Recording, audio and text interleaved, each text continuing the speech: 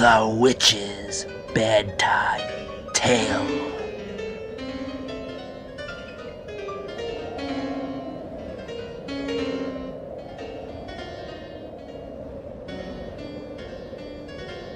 The fascination of the eerie, weird, blood-chilling tales told by old Nancy, Witch of Salem, and Satan, her wise black cat.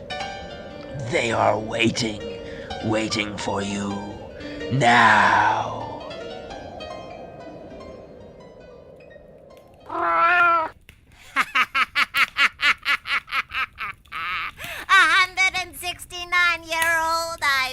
Today. Yes, 169-year-old. Well, Satan. Well, all these folks be gathered to hear one of our perfectly good bedtime stories. And tonight we're going to tell them one that's become famous all over the world. And it keeps getting more famous as time goes by. You're right, Satan. A woman named Mary Shelley once writ this yarn of ours in a book.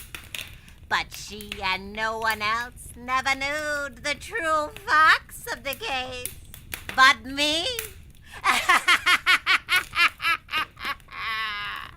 Douse out them lights. Sitting in the spooky shadows is the way to hear our pretty tales. Now go up to the fire and gaze into the embers. Gaze into them deep. Soon you'll hear our yarn of Frankenstein. Frankenstein!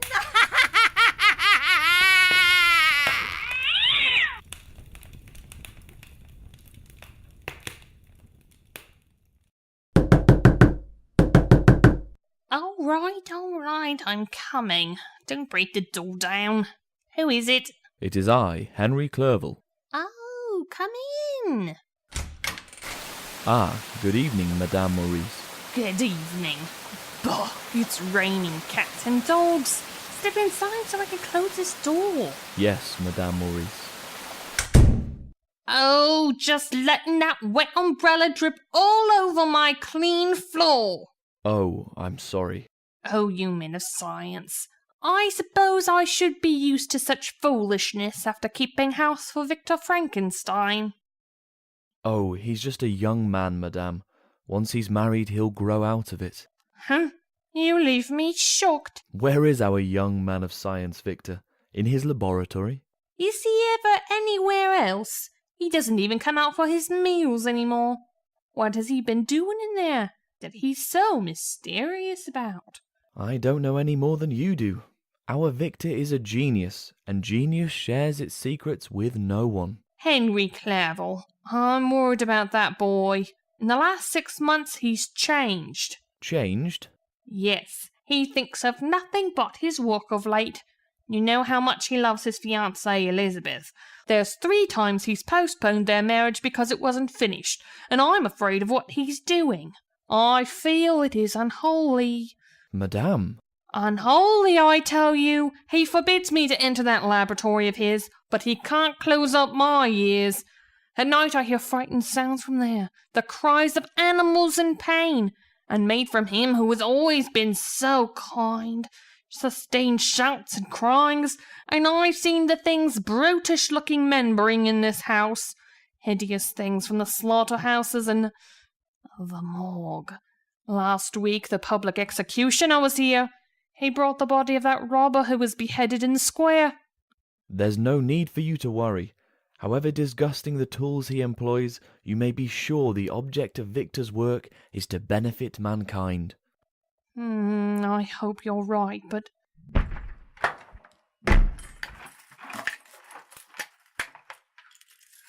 He's coming from the laboratory. See him lock the door behind him. With the care he takes, one would think that room was filled with gold. Good evening, Victor. Oh, Henry, I'm so glad you received my message and came at once. Oh, Madame Maurice, get your hat and cloak. I must send you to your sisters. In this awful storm? Oh, is there a storm? Is there a storm? Then you must call a cab. I'm sorry, but Henry and I must have the house alone. This is the night for which I waited so long. The night in which I'll finish the crowning achievement of the ages. Victor, you are trembling with excitement. What have you done? Tomorrow, all Switzerland will know. My name shall ring throughout the world. You shall know first, dear Madame Maurice. But tonight, you must go now. You mean your work is ended? Yes. There'll be no more dead bodies coming through that door. No more ores from the slaughterhouse. No, that's over, Madame. Now go. Go. I'm going. Even if I catch my death of cold in this awful storm, it will be worth it. Victor, what have you discovered? Wait to see if she's out of hearing. She wouldn't understand. She's gone. What is it? Come in, please. Come into the laboratory. Henry, from the putrescence of death, I have wrested the secret of life. Life? Yes, I, Victor Frankenstein, have created man. Look at him there. Bit by bit I fashioned it. His organs, his limbs, his brain, his external flesh. A beautiful, sleeping giant. But sleeping only until I give him life. But now the time has come. That's why I sent for you. You pointed out the path. I know nothing of this. Yes, you sent me those ancient alchemical texts you found in your travels. Through them I learned of magic and the hidden truths of nature. But I have gone beyond the ancients. In a moment I shall make a man. I shall be as God. You blaspheme. Why? To the race of whom this giant will be father, Frankenstein will be God's name. Blasphemy. No, for I am greater than your Lord. You're mad. Look at this puny human tribe which he created. They must have delicate foods, long hours of rest. They're weak, decayed, and gorged with sickness, afraid of heat and cold. Compared to this child of Frankenstein's great genius, men are flies living out a summer day. Look at him there, 8 feet tall, a mountain of strength, immune to illness, weather, and fatigue, with a brain that grasps in a single hour all that men must take a year to learn. This machine will give him life. I pull the lever. Watch. No, don't. In a moment he will breathe, and I shall have improved on nature. I shall have improved on God. The giant's leg grows warm. There's pulsation in his veins. Soon he will rise. Great God. No, great Frankenstein. Victor, the beautiful contours of his body are melting. What? His flesh is shriveling like a mummy's. He's becoming ugly and misshapen. You are creating a horror. The machine, I'll turn it off. Too late. He breathes. It's worse. He lives. May God forgive you, Frankenstein. You've made a monster. A mistake. An abomination. Come, we must leave.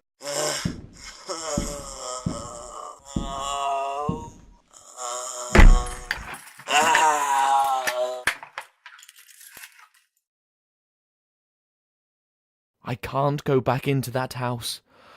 I can't look at him again. You must. You should not have fled from him an hour ago. You are responsible for him. You are his creator. What, can his first thoughts be left alone and locked up? Yes, you're right. I am the great god, Frankenstein.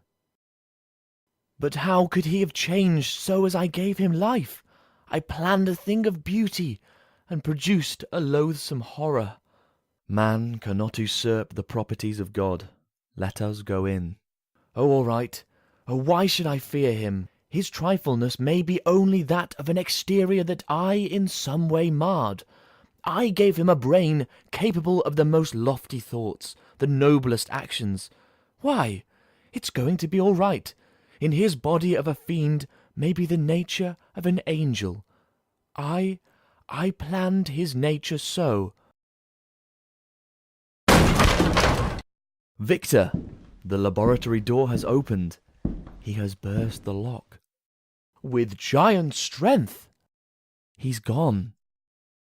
Henry, what's that lying in the shadows? It's Madame Maurice. She didn't go to her sister's. She saw him. She fainted of fright. Victor, she is dead. Oh no, oh no! Her throat has been crushed by giant hands. The monsters killed her. Oh no, I, the great god, Frankenstein.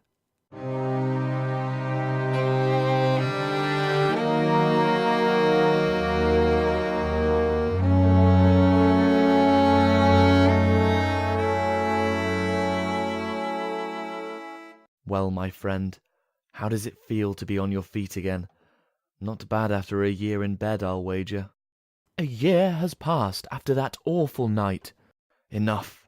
I forbid you to speak of that just yet. Oh, I'm quite strong now. We must talk, Henry. This is my first opportunity to be with you alone. Careful, Victor. Elizabeth is in the next room, and your mother. They don't know. No one knows but you and me. They think your ravings of the monster figments of delirium, and you have been quite mad, you know. Yes, mercifully mad. Until a week ago the darkness lifted from my brain to help me remember and to fear. What other crimes has the thing I made committed since you brought me here? Where is he? You must tell me. You have nothing to fear, Victor. The monster is dead. Dead. Yes, you're not lying to me. You're not lying just to ease my mind. No. During the week since his first disappearance, he was seen in several villages, and the superstitious farmers took him for a demon from another world. At last, he was fired upon and wounded. The trail of his blood was traced to the edge of a mountain chasm 1,000 feet in depth. We shall never hear from him again. Really dead. Oh, I feel as though a weight of time itself were lifted from my shoulders. I'm free again. My nightmare is over. There's nothing more to fear. Victor, darling. Oh, Elizabeth. Come in, my dear. I hope you will forgive my intrusion. I heard Victor's voice and it sounded so different. I was so happy I simply had to come in and see. Oh, I am happy, dear. I shall be happy forevermore. You will be even happier if left with Elizabeth alone. I know young lovers. Oh, really, Henry? I'll see you later. Elizabeth, dear sweetheart. Oh, how good it is to see you yourself again. You've been so ill, so close to death. But now I have returned to life, and to you forever. You mean until you go away again? Back to your studies, your experiments? No, my studies are over. My experiments are ended. Victor! I shall never enter a laboratory again. There will be no more postponements of our wedding. Then I shall have you all my own, always. Always. Oh, my dear, you don't know how happy that will make me. I've been so jealous of the science which has kept you from me. It seemed to keep you from even the sun. I have come back to you, and I... Elizabeth! Oh, your mother's calling me. I must tell her. Perhaps we can be married right away. Tomorrow, if possible. Oh, I love you. How I love you. Elizabeth! Coming, Mother Frankenstein. Oh, I'm so happy. And I. Happy, happy, happy. There's nothing now to fear. You are wrong, Frankenstein. You, alive! Yes, I, the monster you created.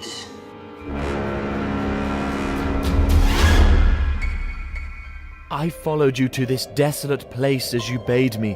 What do you want of me? To show you my home, Frankenstein. This barren cave upon the mountainside, exposed to the wind and howling beasts. Here I, the monster you created, live, whilst you reside in comfort. I want to show you my solitude while you are planning marriage. I thought you dead. You made me strong. The fall you heard had killed me could not destroy my body. I simply disappeared from man because man had shut me out. Even you cannot bear to look upon my repulsive being. Even you, my maker. You, my god. God. The great god Frankenstein. Yes, when you made me, so you called yourself. How did you learn that I was your creator? Upon that night, when I first knew life, you fled from the horror you'd given breath from me. I was naked. It was cold. I wrapped a cloak of yours about me. There were papers in its pocket. When I learned to read, I found those papers were notes of your creation. A pity tale they told of how you made me from the refuse of the slaughterhouse and morgue. I'm partly man and partly beast.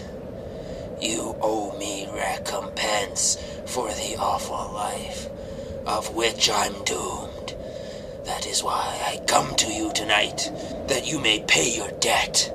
What do you wish? A companion. Yes, Frankenstein. Oh, I hate you, and yet I love you. For you're all I have. Take pity on the thing you made, for I am lonely with a hunger that no man can ever know. You want me for your companion? No, you. No more than other men can bear to look upon my frightfulness. Give me a creature as loathsome as myself. One who will not run from me and hide his eyes in horror. You mean create another monster? Yes. For everything upon this earth, except for me, there is a mate. Of my breed, I am Adam.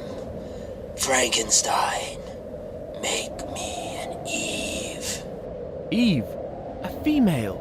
Yes. No. You plan marriage, why not I? No. Why?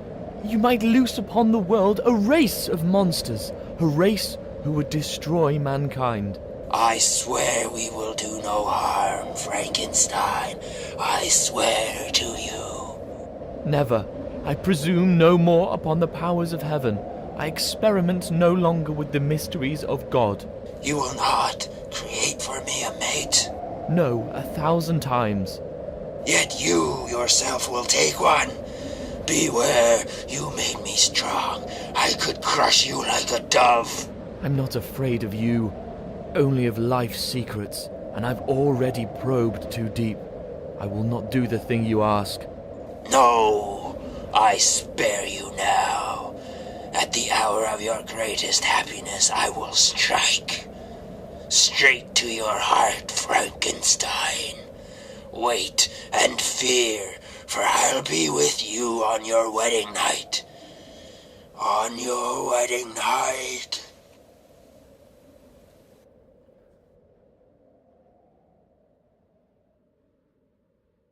Victor, how can you be so sad tonight when all our dreams have just come true? Oh, I'm not sad, dear. Oh, how could I be when at last you are my wife? Victor, you're keeping something from me. Oh, no. You are. Henry Clerval has been acting strangely too, and the grounds outside are filled with strange men who look as though they were policemen standing guard. You have nothing to fear, my darling. No enemy to harm you on our wedding night? No, of course not, Why, what could I be afraid of? Mr. Frankenstein, there's a Henry Clerval here to see you. Victor Frankenstein. Oh, Yes, yes, I exempt Henry Clerval. What is all this mystery? What? It's nothing, dear. Now you stay here. I'll explain everything when I return. Hurry, Victor. Yes, yes, excuse me, dear. But Victor, what? Close the door tightly. She mustn't hear. The police have him surrounded. Good. Come on. No, wait. He's cunning. I can't leave Elizabeth in that room alone. It's you he threatened to strike, not her. And we have him in a net. He cannot get away. Then lead me to him. At last, let me destroy the awful thing my hands have made. Elizabeth! Quick, back to the room. Guards! Guards, keep her safe. The door is locked. Burst it open. Elizabeth! Elise! She's lying crumpled on the floor. That open window. The monster. Straight to your heart, Frankenstein. Straight to your heart. Ha ha ha ha ha. Elizabeth.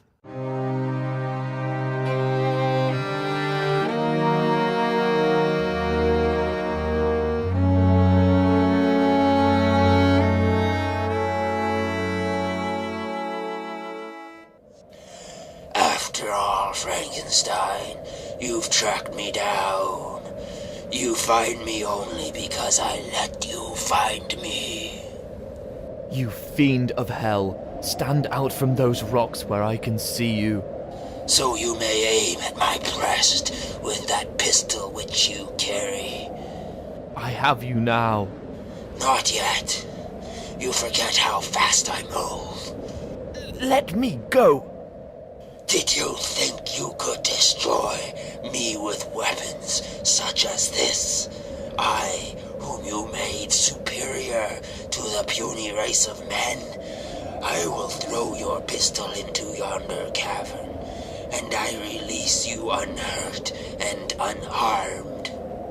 Some way, sometime with another weapon, I shall bring you death. Tonight, you have killed the woman I have loved the best in all the world. On her broken body, I am sworn to live for your destruction. I told you I'd strike you to the heart. You thought I meant your heart of flesh, your body. There was a better way. I've turned your happiness to misery. Oh God, great Lord of all, destroy this monster. You are my God. You are my Lord of all. Listen, my father, as you denied me the rightful comradeship. I have denied you yours. Now you are in agony, and you condemn me to a life of solitude and sorrow. Now you are condemned. You've sworn to live for my destruction. You said your hate will make you follow me across the world, to the sun-scorched desert, to the icy plains, to the heat and cold and thirst and hunger to which I, your creation, am immune. How great you made me, great God Frankenstein. You'll follow me across the world. I always just ahead, you always just behind, until your body racked by age and sorrow. We will reach the end. Now I go. You follow. I will follow to your death. To the death of both, for you and I henceforth are one.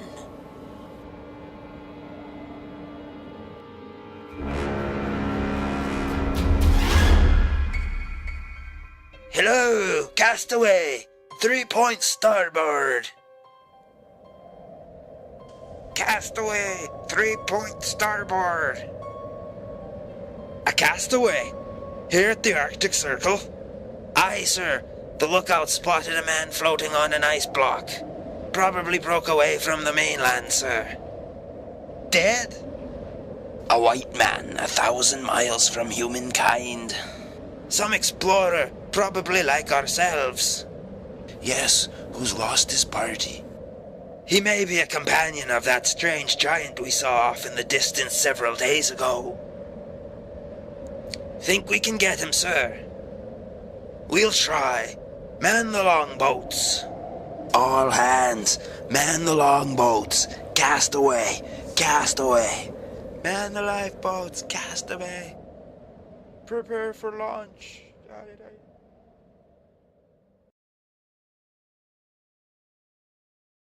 It's a strange story you tell, Mr. Frankenstein. You pursued this man for over 40 years?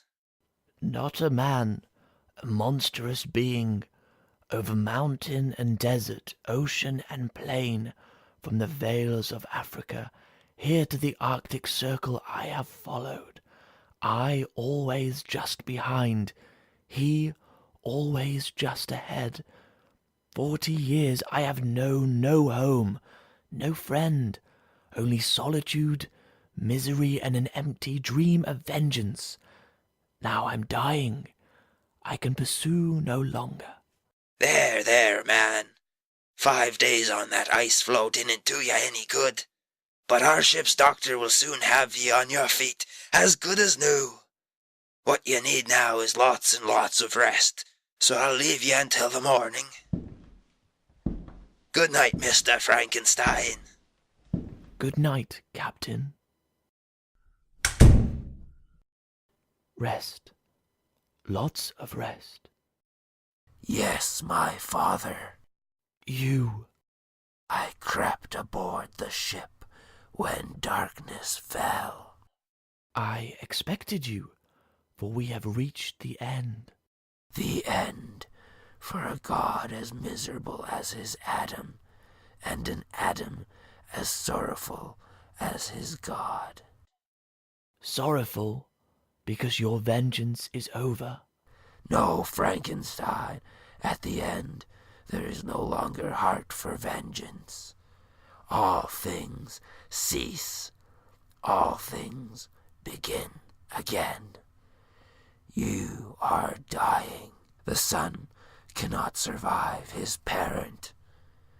Let me lift you in my arms. Carry me to the deck.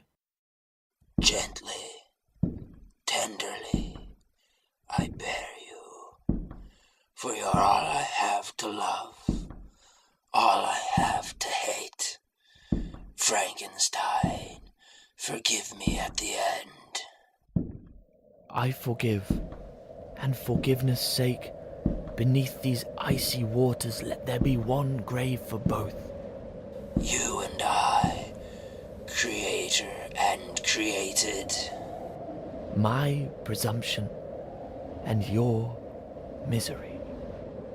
We're at the rail. The water waits below. Let us find peace together. Now. The end. The end.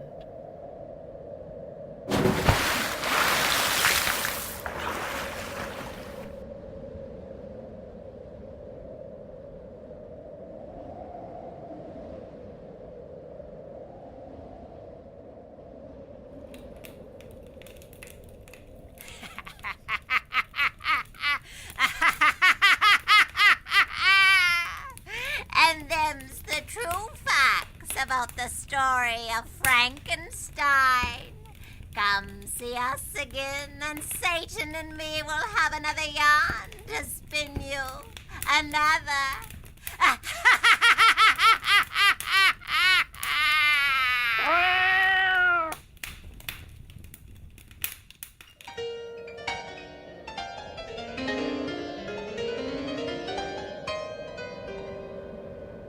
This episode, Frankenstein, written by Mary Shelley, adapted by Alonzo Dean Cole.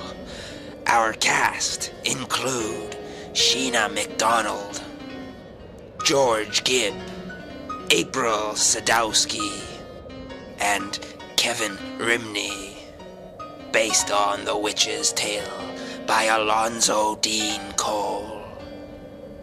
Copyright 2016. Kevin Rimney Productions.